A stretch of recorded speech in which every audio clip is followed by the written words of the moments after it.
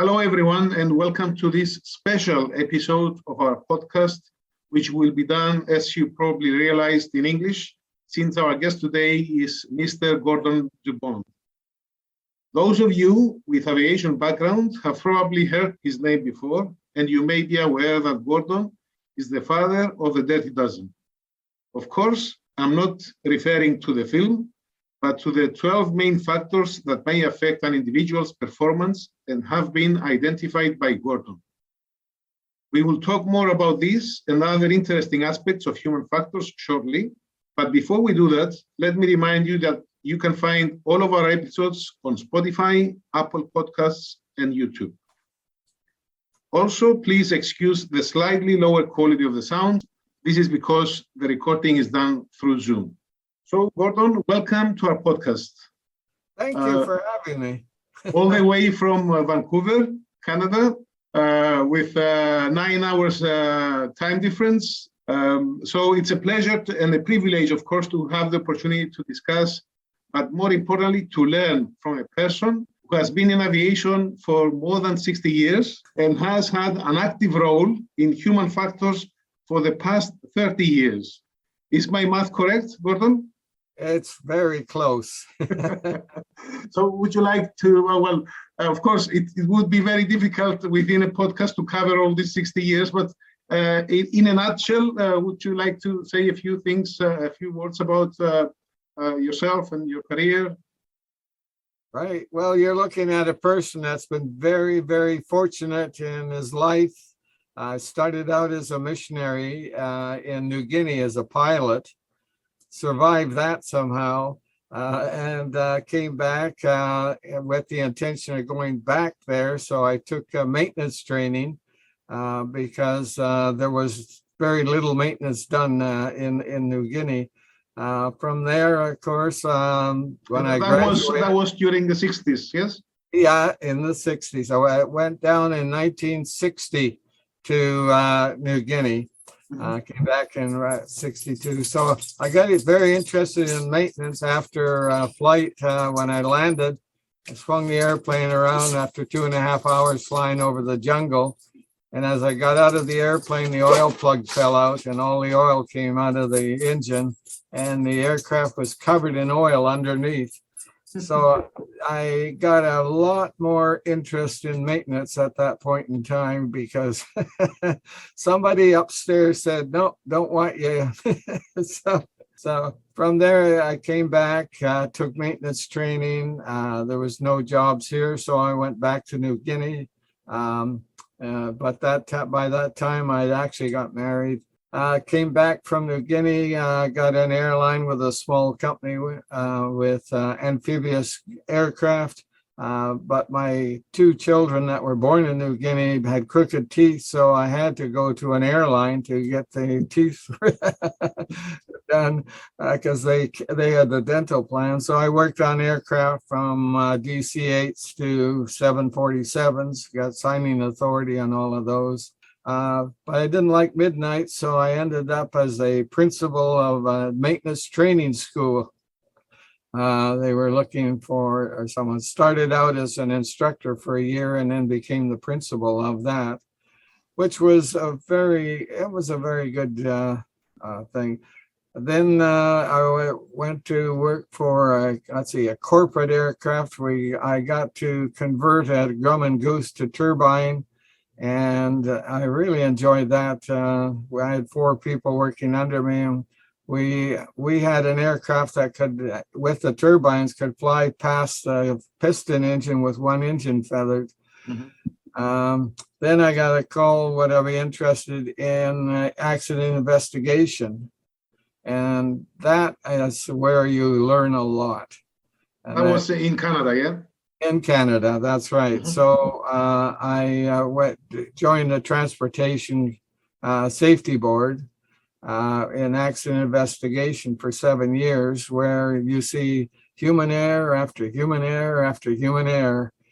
And after 7 years, I said, some of these accidents, all I got to do is change location, pilot name, and the date. I got the same accident. Mm-hmm. So when we had a major fatal accident of an airline here. They were looking for someone to extend CRM to maintenance. So I decided I'll go from being reactive to proactive. So I took that, even though it was supposed to be only a 2-year secondment. But the thing was that I decided I'm not going to just take CRM and just dress it up for maintenance. I started with a clean slate. And the military gave me a box full of maintenance errors that they had. They kept good records. Anyone that said it was due to carelessness, I threw those out. And the dirty dozen came out of that. I looked at over 700 maintenance errors in the military, and I started to see a pattern on those. So I ended up with the dirty dozen. So from there, we did what we could to promote that for maintenance people in particular. But the dirty dozen applies to any occupation. It's just the only difference being what you're making the error with. It could be a doctor with a medical. It could be a fireman. It can be anybody. It's certainly pilots too. It fits in beautifully. So in 1999, I decided to retire from the government and started out on my own. And this is where I'm sitting today, 20 plus years later. Okay. A very, very interesting story there. Shows how lucky I was. I'm sure you have seen so many things, and you have experienced so many issues in your career. Right. You have already partly, at least, answered my next question, which was about how the dirty dozen was developed. That was back in 1993. Yeah. That's correct. So, what actually prompted you to go into those and investigate those errors and try to identify the common denominators there? Well, after 7 years of being reactive, waiting till somebody kills themselves, go out and investigate and find out, I said, I want to be proactive and prevent that accident from happening in the first place. So I got what I called an industry committee, including the military, the FAA, and we would meet once a month with the intention that I would do study, and then I would bring my results, what I was to these people in a once a month meeting. And the military were the big help. The Canadian military had a huge box of errors that they had for the last 20, 30 years. And I went over every single one of those. And out of that, a pattern started to develop. So I would bring it to the committee every month. And so they actually had a lot to do with that coming to be. So out of this research, you've ended up with those 12 factors, if we can call them, that they actually are behind most of the errors that we make. And allow me to go through them very, very quickly for the sake of the people who are not aware with that it doesn't. So Sure. We have lack of communication, complacency, lack of knowledge, distraction, lack of teamwork, fatigue, lack of resources, pressure, lack of assertiveness, stress, lack of awareness, and norms. So, of course, each one of them is very critical and very important. But if I ask you to pick one of those as the most important factor, fatigue. People don't realize it, but when they get tired, they start to have a don't care attitude, and it allows the other dirty dozen to sneak in. Yeah, they sneak in. And of course, we know that especially in aviation, fatigue is one of the greatest issues, and still remains today one of the greatest issues and factors of human error, and eventually, unfortunately, to losses and human losses. Okay, so remaining on the Dirty Dozen and connecting it with what we call human factors training, which is a similar training to CRM training. How is how is Dirty Dozen used to develop or to assist in human factors training? The Dirty Dozen is designed for the individual. We're not looking at the corporate contributions to AIR because there's no shortage of those. And there's a lot of different training programs for that. It's to give the individual the awareness of why he made an error that when he looks back, he says, how could I have been so stupid, right? Then you find out he's been working 14-hour days and he was tired. And the more fatigue you have, the more don't care attitude starts to build up. And so he gets distracted where normally he wouldn't. So now we got two, and then you can have a norm come in there. That's the way we always do it. And if you're normally awake, you can get away with it. But when all of these sort of gang up on you, you have an error. So what we want to do is give him the knowledge of what it is that makes him make that error that he certainly never intends to make. So at the end of the 2 days, he should know and set up his own safety nets to prevent it from occurring. I hope that makes sense. Yes, of course. And it's a great way of putting it, the safety nets, personal safety nets. Yes. Can you mention a couple of examples of safety nets that an average employee can actually implement on a day-to-day basis? If we pick on fatigue, as you get tired, you have the knowledge that as you get tired, you're going to be developing an ever stronger I don't care attitude.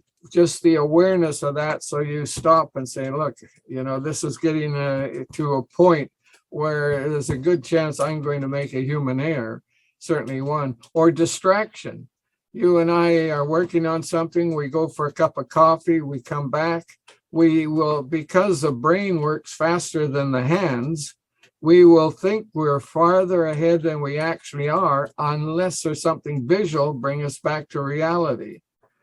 So we have that knowledge. So we say, well, when we come back, let's go back 3 steps.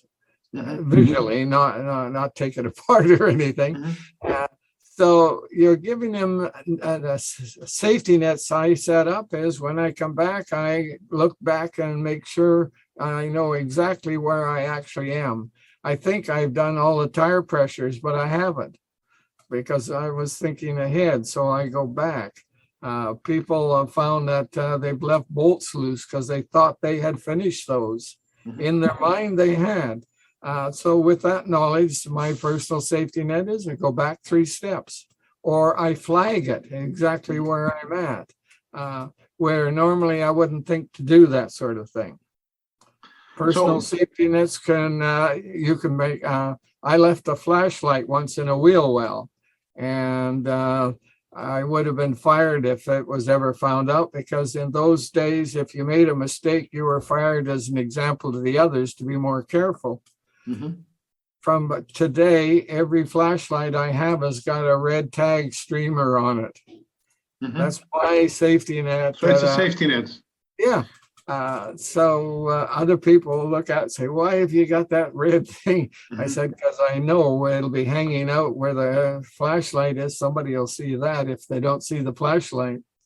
So I suppose, Gordon, that one way of developing through the human factors training is by discussing all those safety nets and sharing between people, between professionals, each one's ideas on safety nets. People are actually learning from each other, and they can actually get ideas on just like the examples that you've mentioned now. So this is one approach that we do apply in human factors trainings. Yes. Yeah, I feel strongly that it takes human to human to get the most benefit from it. Online training, which we've had to do in the last couple of years, is not the same at all. And I'm a strong believer in problem-based learning. Here's the problem. You give them a case study and say, why did they do that? Okay. What safety nets would you put in place to ensure that that didn't happen? And we put people into teams so that they can discuss it, and they get more value out of it, of course. Teamwork works. And the training becomes more interactive, and people are actually sharing their thoughts and ideas. Right. Yes. I've had many say right on their evaluation, first training I've ever had, I didn't fall asleep. So, well, some people even today consider human factors as common sense. We get that. I do get that sometimes when I deliver training, and that, training is not really required because, all this about human factors is common sense. What do you think about that? I've heard that many times. I say, tell that to me at the end of the 2-day workshop if you still think it's common sense. Because some of the worst mistakes are made with people with the most common sense. Nobody intends to make that error. Nobody. So it's got nothing to do with common sense whatsoever. And maybe sense is not that common after all. Oh, that's true. Well, the person very often knows not to do it, but it still happens. Yes. I know to tighten that fuel line, right? But I don't. That's common sense to tighten a fuel line, right? Yeah. But I get distracted or whatever, and it stays loose. So it's nothing to do with common sense whatsoever. Yeah. Well, almost 30 years after the development of the Dirty Dozen, are they still valid and applicable today? Well, it seems they're still there. And that we just finished training at the Helicopter Association International, the 2-day workshop. And at the end, we asked a question, how useful was this for you on a scale of 1 to 10? And in Dallas, what was it, Renee? 9.7, which is higher than normal. And that if we don't get 80% usefulness, we did something wrong. And I have not seen 80% usefulness or less than that. So individuals, yes, because some say higher than 70%, only God gets that from me. So, but the class average. So the important thing is, are they going to take and use it? I suppose looking at the Dirty Dozen, they are all related to the human nature. Yeah. And since human nature remains the same, and since humans are still there operating machines and working in companies and flying aircraft, the human aspect is there. So I suppose they are valid. Yes. As long as there's a human in the element, there's the element for the opportunity. And my favorite cartoon is Adam and Eve, and Eve is saying to Adam that no Apple policy doesn't apply to us. First human error. The first human error and violation at the same time. That's right. Moving on beyond aviation, because as we have already discussed, this podcast is intended to approach areas beyond aviation and to any other organization. We know that human factors expertise from aviation has already been transferred and customized to other sectors which have safety as a priority, such as healthcare and emergency services. We know that they actually apply human factors trainings to their personnel in different areas.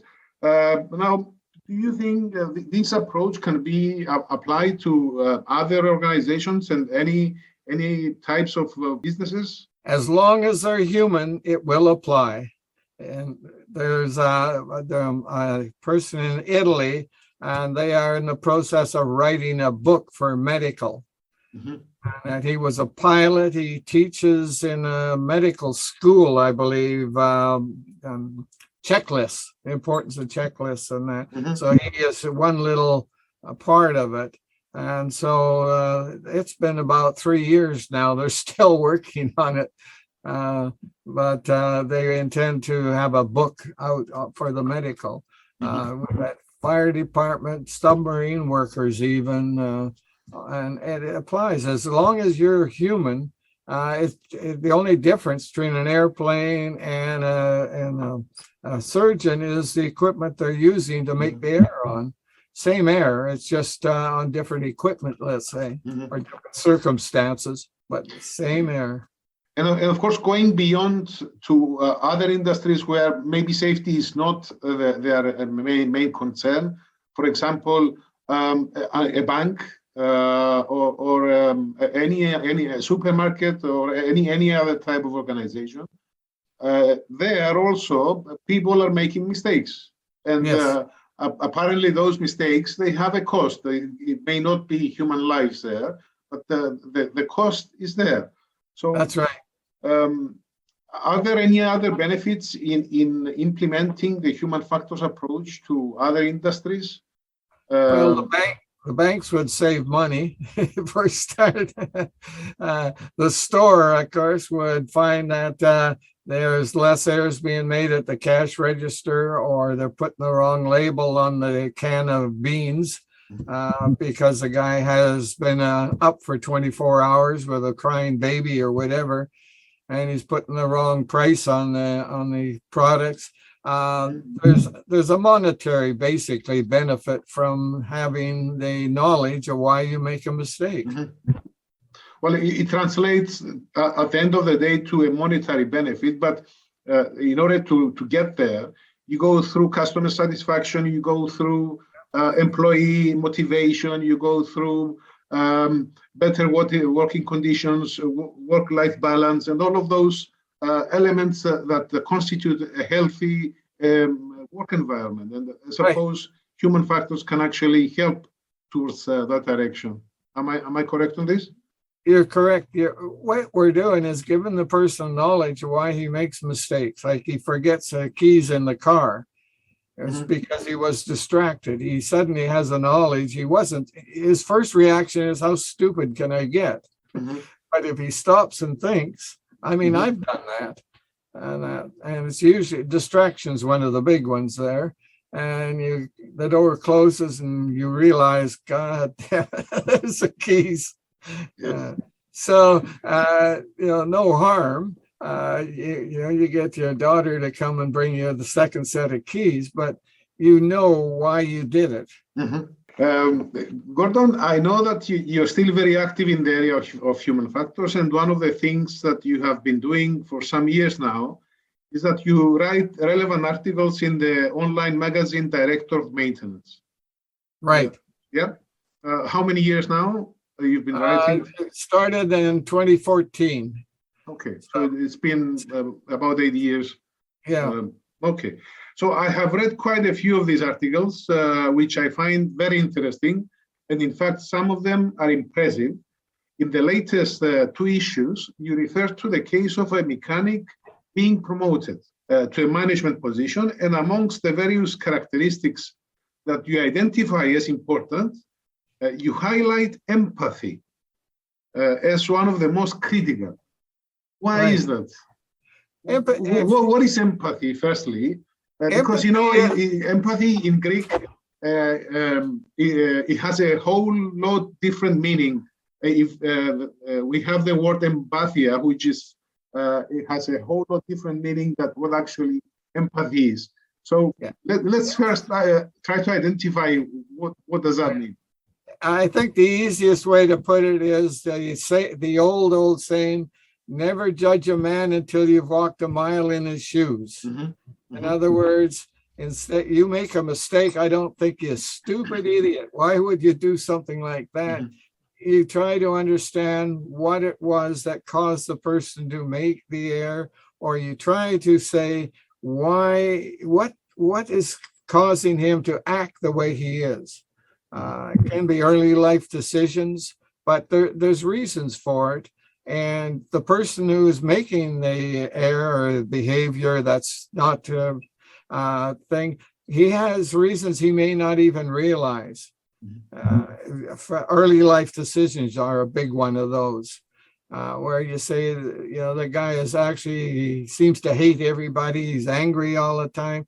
There's reasons for that. And empathy is you take the time to say, why is this person doing what he's doing, rather than saying he's an asshole in the story. That to me is empathy, where you take the time to try and walk in that person's shoes. Why is he acting that way? So why do you consider empathy? Because this is how you end the first part of your article. Why do you consider empathy as perhaps one of the most important characteristics of a leader? Well, you're referring to a person being promoted, and you say, you know what, this guy has empathy, and he will definitely make it. So what do you think is that? He has an interest in the individuals that is now working under him. He tries to understand why they are behaving as they are, rather than say, I'm going to get rid of this person. You work with that person to try, you won't always succeed perhaps, but you try to say, okay, let's find out why it is he acts the way he does. I think I've used a few. I had one extreme example that I think you probably read about it. And so empathy means you take the time to understand why the person's acting the way they are. And you also highlight another important aspect regarding the leader and empathy, that the leader should also be empathetic towards the organization. So the manager, the leader, should be in a position not only to understand the employees under him, but also the needs of the organization itself. So looking at the organization as another individual, perhaps, and being empathetic with the organization. Is this what you meant? Yeah, you try to find what is the culture of the company, and you can work on improving that culture. A safety management system is pointing a organization towards a true safety culture. There's those that have a big sign over their door that says safety first, and that's their safety culture, period. Nothing else. You go through the door, there's no safety culture. Yeah. So this is why you need an empathy as well, or an understanding. Empathy is taking the time to understand why it's there. And if you can do that, it's going to make for better leadership. It's going to make for a better company because they're taking the time to look at their culture. Is it a true safety culture? You also highlight the importance of building trust within the team. Can you suggest some practical ways on how we can do that? How we can build trust? Because it's a very important aspect within a team, as you say. It is, and with trust, I think the big thing is when people are working together, you need that you trust the individual to do what he says he's going to do, so to speak. There's nothing worse than somebody that says, okay, I'll do that, and they don't do it. So with trust, it's a sort of thing where you know if the person says he's going to do something, you know he's going to do it. And it takes time to build up trust, and it's real easy to lose. You use one quote from Stephen Covey, who says, to retain the trust of those who are present, be loyal to those who are not. Yes. It's a great quote. Can you elaborate a bit on that? Yeah. Well, basically, there's a term we use is two-faced, where, I say one thing to you, I see someone else, and I say something else to that person. And that I say, oh, you're a great person. I see another friend, oh, yeah, he's a bit of an idiot, isn't he? That is a total lack of trust, shall we say. And that is the two-faced is certainly Mhm. a destroyer of any trust, because those things do get found out in time. Mhm. And Eventually, yeah, they show. it'll So, bite you. It'll turn around and bite you, as the saying goes. So the trust is, you got to have that trust for not just one person, but for everybody. another very interesting topic that you discuss is the importance of being fit to work. Another of your articles, especially during the COVID-19 era that we're going through now. This seems Right. to elevate into a very important issue. You refer to that, and you refer to the fit for work indicator, which I found very, very interesting. I've never heard about this before, and I thought that was a very, very interesting thing to discuss, because it is applied somewhere else, as far as I know, and as far as you've mentioned in your article. It's called OSPAT, Occupation Safety Performance Assessment Technology, which is being used by coal companies in Australia. South America. Yeah. Can you explain a little bit this and what this is and how it is applied? Yeah.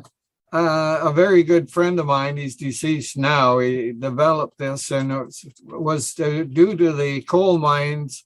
The people would go into a remote area and work for 21 days straight, 12-hour days, 21 days.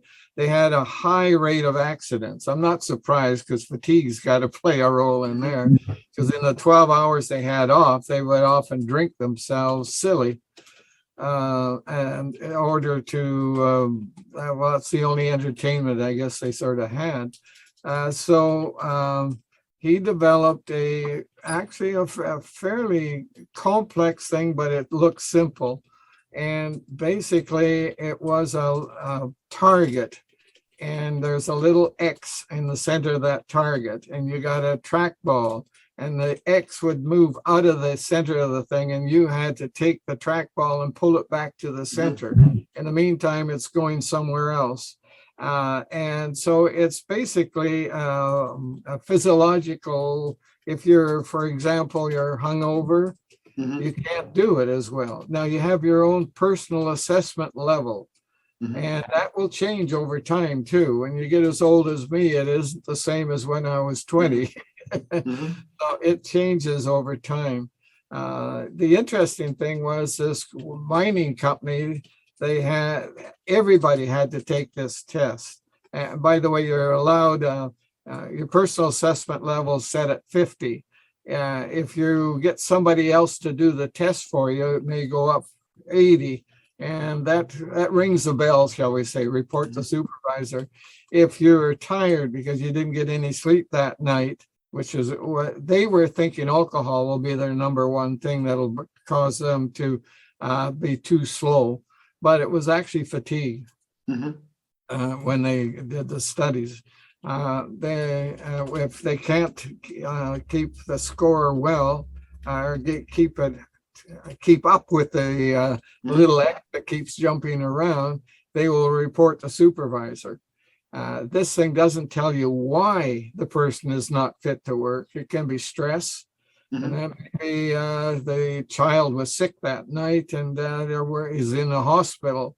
So he's got stress. It could be fatigue. He was up all night with a sick child or whatever. It could be that he had a party and was still hungover, not drunk. He will pass a blood alcohol, but he's hungover. It will take the human being, and we developed a 3-page questionnaire because a small company flew Learjets. They use it down in the States, and they said the pilots, they get woke up at 2:00 in the morning. They have to take this test before they have a heart that they have to fly across the country. Somebody's life depends on that heart getting there.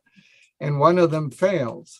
So we made a thing, okay, if he fails, the other person is going to know that this person is not at his top peak. thing. If they're flying into IFR conditions that are going to be very dicey, the other pilot is going to be very, very careful on what this guy's actions are. So it applies to any thing. The thing was that companies don't want to know. They say, well, if he fails, now we got to send him home or we send him to a doctor. What do we do? I said, no, you don't. The supervisor makes a judgment call.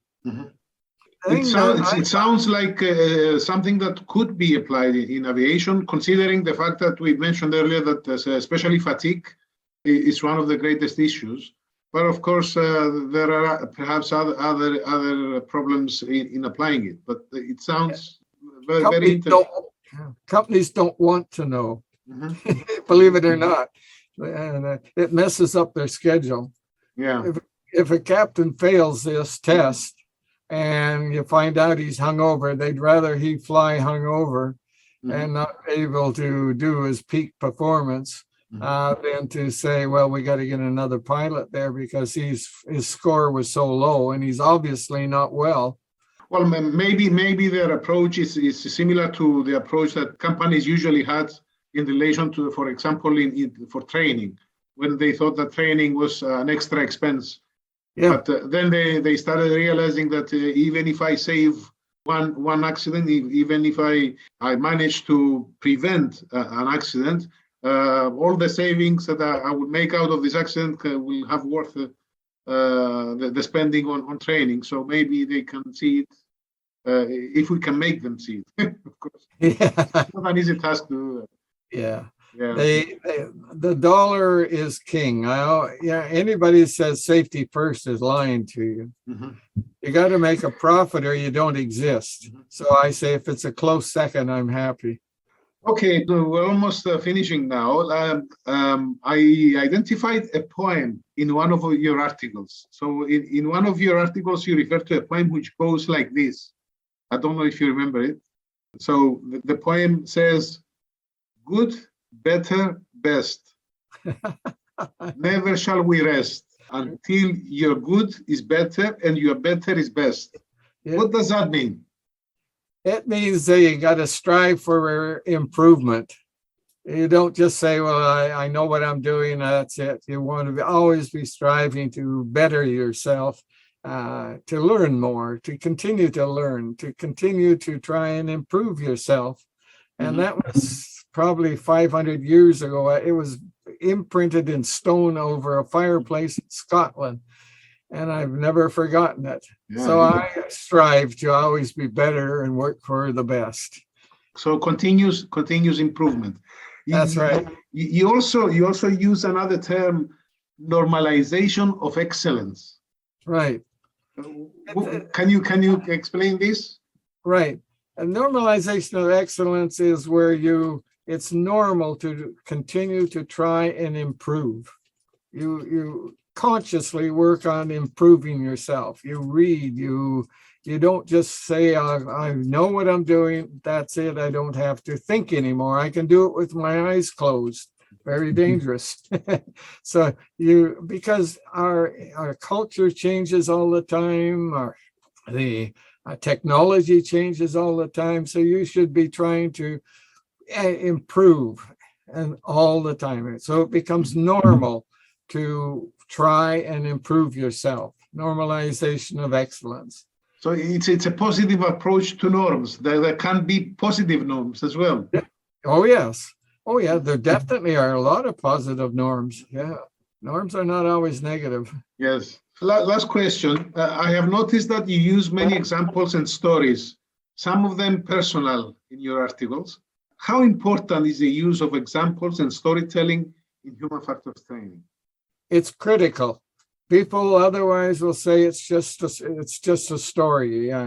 The Dirty Dozen, the cartoons, and that when we first came out with the cartoons, that was to draw attention to them. People said, "Oh, that's just a cartoon. Never happens in real life." So next set I put up in the corner. You will see on the newer cartoons, anyhow, an example of where that happened. So to me, it's critical. I can tell you something, but unless there's a war story, I call them war stories, you will remember the war story, and that will help you remember what it was that we were trying to get across to you.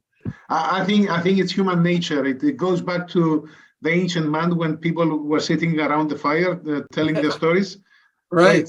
As I said, I have noticed that in your articles that there are always stories and examples. Yeah.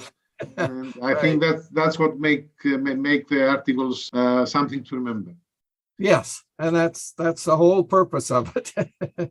Well, Gordon, I don't have any other questions for now, unless you would like to add something to this podcast regarding human factors and the Dirty Dozen. Well, one of the big things is I'm delighted that you were taking the time to put something like this together. It gives people, as the saying goes, food for thought.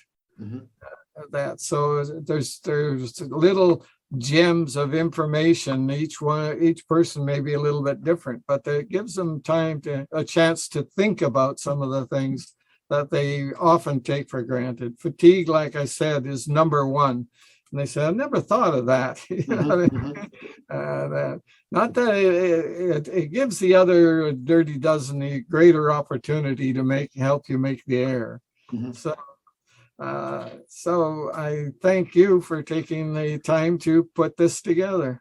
Thank you, Gordon. It's been an honor, honestly, talking to you. I'm very grateful for this opportunity. And I hope we'll have the chance to talk again. Perhaps we organize another small session in due time, if you're available. I'll be happy to discuss any of the issues. I will make sure that I will go through, as I said, most of your articles, and I'm sure I will come back with many other questions. Yeah, well, anybody's welcome to take and use those. I mean, I don't copyright safety. That would be great, and thank you very much.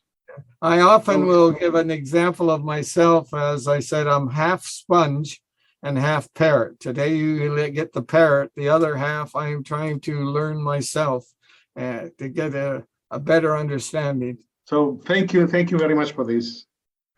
My pleasure. It really is. Right. Enjoy your day, and I hope the sun comes up.